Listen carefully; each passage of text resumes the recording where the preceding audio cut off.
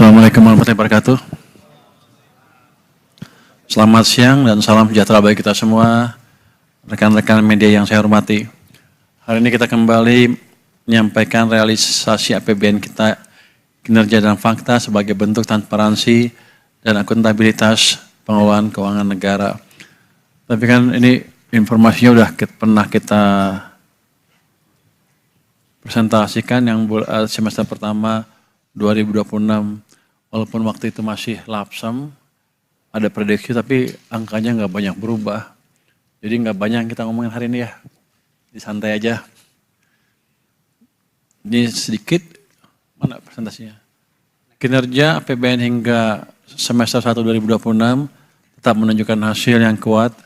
Pendapatan mencapai 1.459,4 triliun rupiah atau tumbuh 21,4%.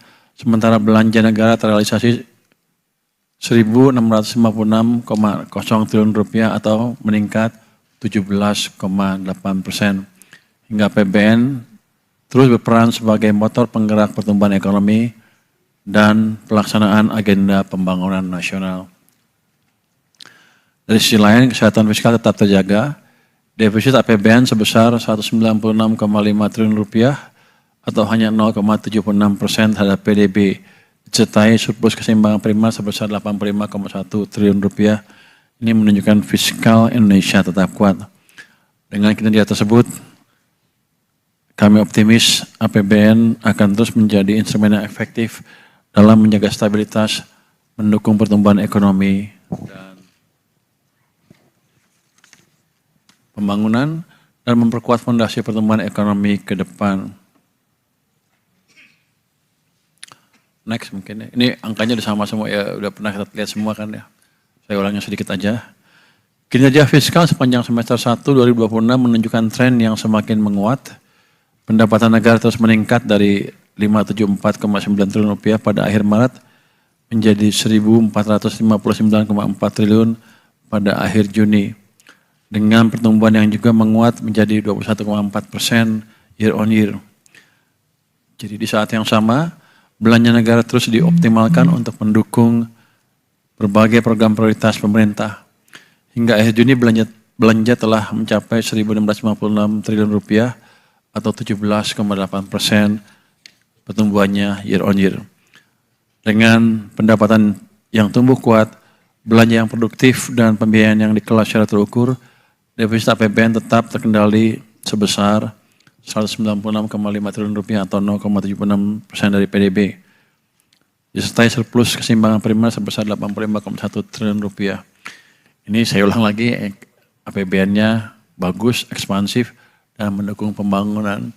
Ini juga alasan mengapa S&P mempertahankan peringkat kita di triple B dengan outlook dipertahankan stabil.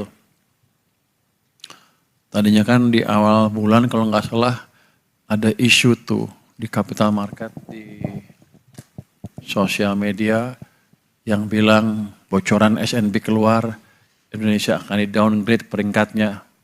Bahkan bukan outlooknya, peringkatnya. Itu yang menarik ke bawah pasar saham secara tajam di awal Juli tahun ini. Tapi ternyata emang banyak permainan rumors yang nggak jelas yang ditiupkan oleh orang-orang yang kurang bertanggung jawab. Ternyata yang di S&P keluarnya tetap triple B dan outlooknya stabil.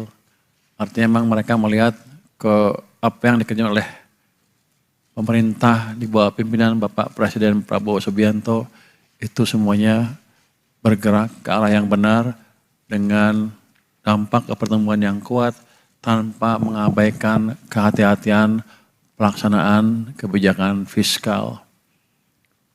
Kalau dikali 2 kan ini cuma 1,52 ya dari PDB. Kalau kita pakai cara orang-orang hitung-hitung di luar, kali 2, kali 4, kali 3. Makanya waktu angka pertama di triwulan pertama keluar 0,9, mereka kali 4. Jadi defisitnya 3,6, jadi nggak berkesinambungan. Cara hitungan itu salah, cuman ya udah, itu yang dibeli oleh pasar pada waktu itu. Walaupun kita sebutkan kenapa itu tinggi waktu itu karena kita agak tarik ke depan belanja pemerintah supaya merata sepanjang tahun, supaya dampak ke ekonomi yang lebih bagus, tetap aja orang nggak percaya. Dengan ini mudah-mudahan mereka makin percaya. Ada satu lagi yang menggembirakan ya, berita yang menggembirakan ya. Next, kan kita semua tahu bahwa, saya udah ngomong berkali-kali ya, Pak Wamen ya, bahwa kita akan menerbitkan Panda Bond. Itu surat utang pemerintah Indonesia di pasar Cina. Dan biasa setiap surat utang itu dilakukan pemeringkatan. Di sana dilakukan oleh Lian He Credit Rating. Itu satu kredit rating yang disegani di Cina sana. Kita keluar reportnya memberikan rating AAA stable dengan, jadi AAA itu yang paling tinggi. Jadi di Cina peringkat utang kita tuh yang mentok atas. Rata kanan ya. Rata kanan. Ini penting sekali untuk kita, kenapa? Karena Cina merupakan pasar yang besar untuk surat utang. Dulu satu saat mereka punya surat utang pemerintah Amerika lebih dari 3 triliun dolar sebelum diturunkan sekarang secara bertahap mendekati 1 triliun sekarang. Tapi jelas market mereka amat menjanjikan dan modal di sana amat besar. Jadi dengan rating AAA ini harusnya kita akan tidak terlalu sulit menerbitkan surat utang di sana. Pertimbangannya sama pertimbangan mereka kenapa memberikan AAA, ekonomi tetap kuat di atas 6%, fundamental ekonomi solid, dukung skala ekonomi terbesar di Asia Tenggara, terutama terhadap guncangan eksternal, kita emang jago. Ada gonjang-ganjing kita tetap kuat kan. Orang Indonesia aja yang nggak percaya, sangkanya saya nipu angkanya. Enggak, kita nggak pernah nipu angka. Itu ya Pak Wamen ya. Itu angka dulu kan BP, dikeluarkan oleh BPS. Banyak orang angkanya salah itu katanya. BPS-nya salah.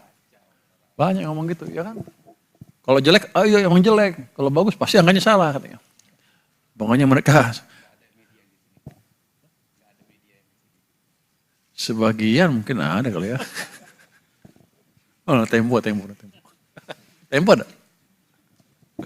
Nggak ada Tempo ya? Tempo nggak ada? Kenapa dia nggak datang? Nggak berani ngaku ya? Yang utang luar negeri relatif terendah dengan kapasitas pembayaran yang kuat didukung oleh cadangan devisa yang memadai. Tuh yang suka nanya kan AV, mana AV nggak ada ya? Oh dia nggak datang. Dia selalu nanya, gimana Pak utangnya bisa bayar nggak, rahasia utangnya seperti apa? Ini menurut lembaga pemerintah Cina utang luar kita relatif rendah, kapasitas pembayarannya cukup, devisa juga cukup. Yang 4 rasio utang pemerintah prudent 40% dari PDB. Ini aja banyak yang nyerang. 40% dari PDB itu nggak penting, yang penting berapa nominalnya. Orang bilang begitu kan.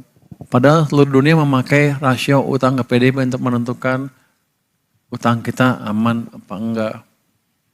Saya sering bandingkan kalau satu perusahaan pinjam ke bank punya omset punya 10, satu lagi punya omset 100. Kalau yang omsetnya 10 pinjam 10, rasio utangnya kan kira-kira 100% ya. Tapi yang kalau 100 pinjam 10, cuma 10%. Tentunya yang 100 lebih kuat dari yang 10.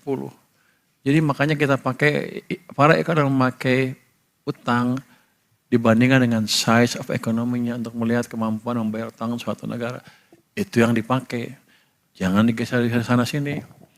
Kecuali Anda udah membuat buku yang bagus tentang fiskal dan seluruh dunia mengakui boleh kita tarik ke situ. Itu kan ilmu sendiri, ilmu carpe diem. Ya, itu yang kita pakai. Terus ini balik lagi tadi. Rencana issuance ini 23 Juli, Kamis ya Mas ya? Pak Minto ya? Targetnya 1 miliar dolar, karena ini pasar baru kita jajakin dulu. Walaupun mungkin offeringnya, bidnya gede sekali. Cuman kita batasin dulu 1 miliar dolar, nanti kalau perlu beberapa bulan kemudian kita issue lagi dengan jumlah yang lebih besar. Lead underwriter-nya adalah dari Bank of China, bukan PBOC ya, Bank of China itu private ya. Tapi ini bank besar atau bank besar di sana.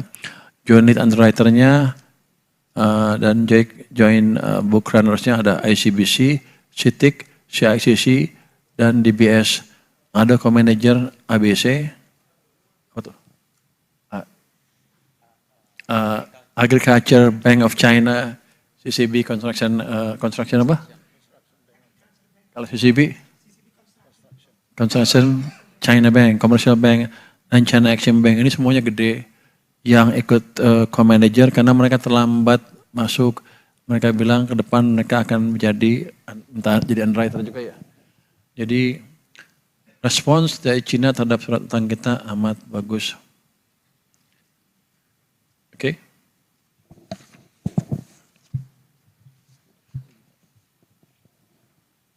Saya bilang sama teman saya tadi, sama Pak Minto, kalau saya buat begini nanti orang bilang itu Kementerian Keuangan ngetik aja tuh.